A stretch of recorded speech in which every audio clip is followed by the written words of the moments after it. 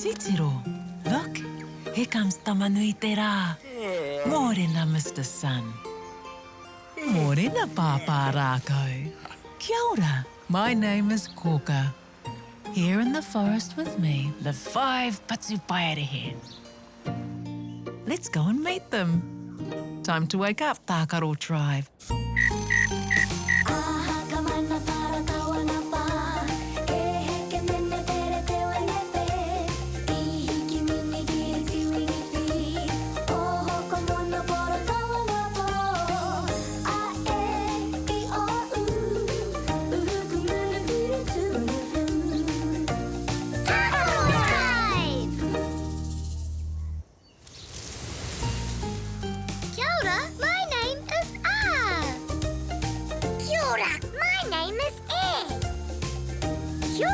My name is E.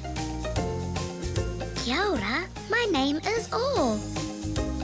Kia ora, my name is U.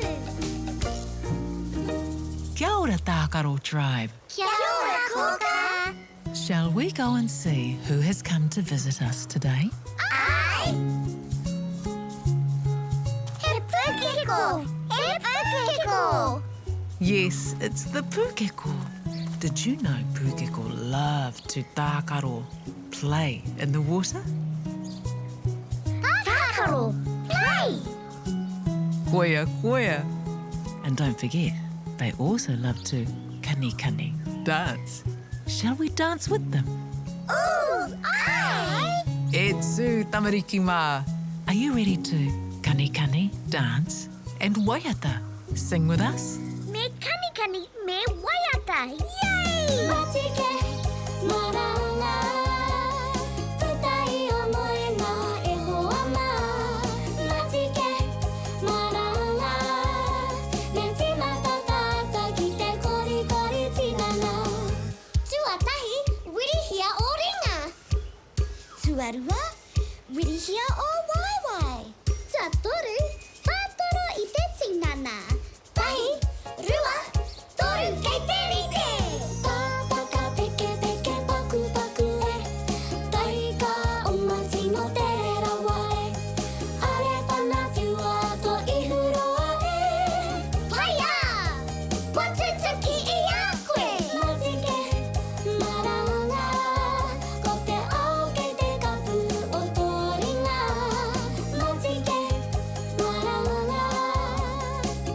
Kia pai tō rā e hua ma? Matike, maranga!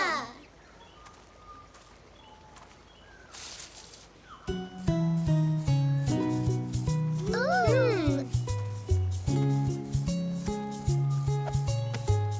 What's that Pukeko has given to you? Aua! Tākaro tribe. That's Papa Rākau calling you. I'm sure he will be able to tell you what Pukeko gave you. Haere rā, off you go.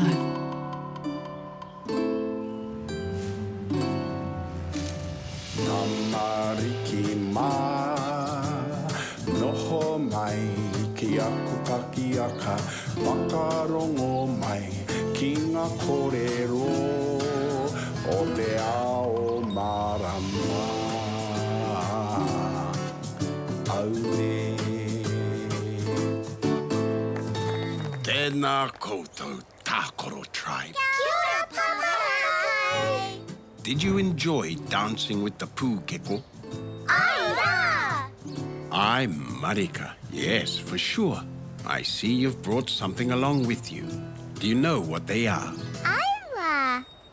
What colors and patterns do you see on them? Pero, red. Kōwhai, yellow. Ropi, stripes. And ira, dots. Are they ngohe, soft? Mohe, soft. Are they torotoro, stretchy? Toro, stretchy. What do you think they're used for? They go onto your feet.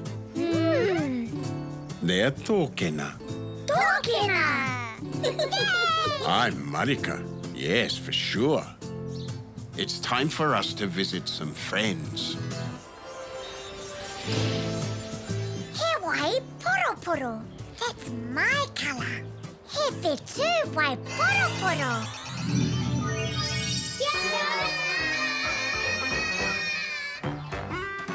Kia ora, tamariki mā. Looks like the tamariki are having a fashion show with tōkena, socks. What colour can you see on these socks? Mawhero, pink. Kikorangi, blue. Waiporoporo, purple. Mā, white. Mangu, black. These socks have rupi-rupi, stripes. These socks have ira, dots.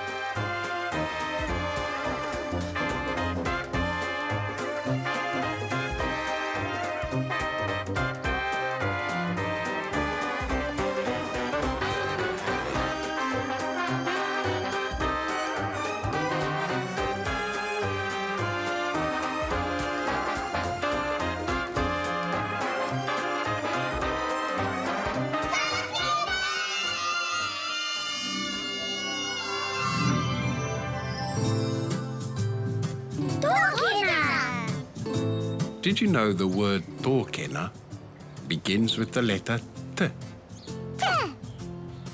Shall we learn how to write the letter T? Aye. T. We begin with a straight line down in the middle. And then we go back up. Then a line across the top. Kapai.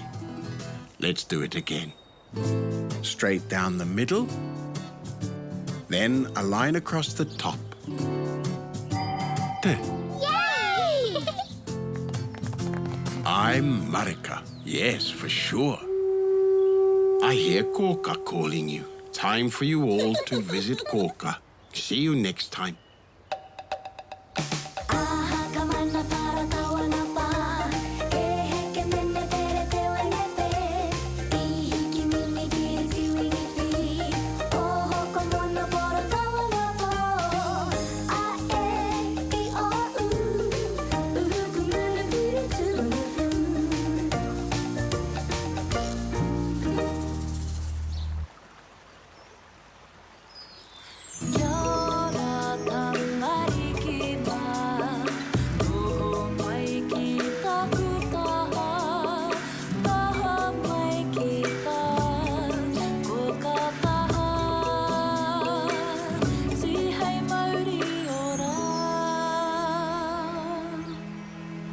Kia ora, Tākaro tribe.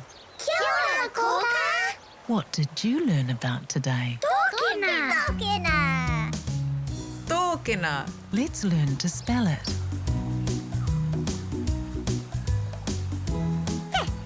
Do you think we need a T? Aye.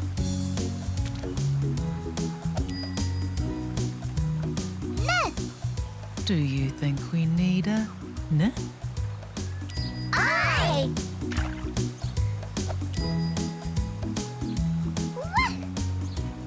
Do you think we need a W?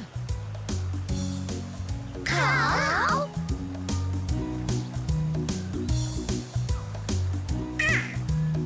Look, an R.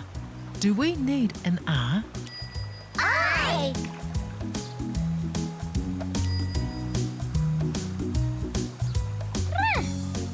Do we need a R? Cow. Oh. Do you think we need an O? Need an O? Aye. K. What about K? Do you think we need a K? Aye. E. Do you think we need an E? Aye. Goya, goya. That's all the letters we need.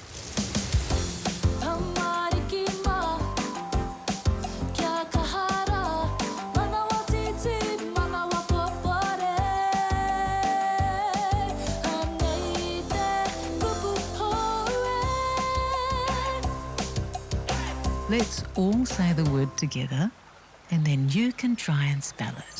Tōkina. Can you tell me the sound the word begins with? Tōkina. Ka pai, te. Now try sounding out the word tōkina. Tō. He. Na. That's right. See if you can find the letters for those sounds. Tō. T. O. Ke. Ke. E. Na. Ne. A. Did you manage to spell the word tōkina? Tō. He. Na. Tōkina. Tōkina. Yay! Koia, koia. Well done. I knew you could do it.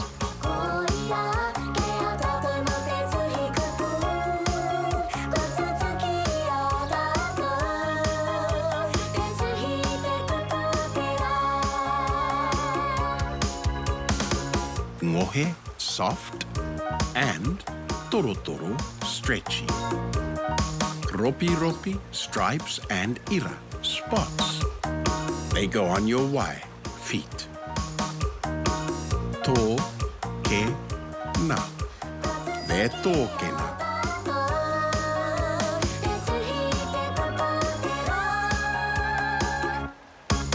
What a fun day, Tākaro tribe. Time to say goodnight. Pōmarie. Good night, Tākaro tribe. Pōmarie.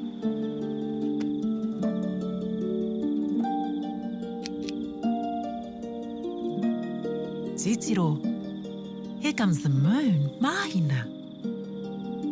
Kia ora, Mahina, me ngā whetū. E moi, Tākaro tribe. See you tomorrow. Hei a pōpō. Pōmarie. Good night.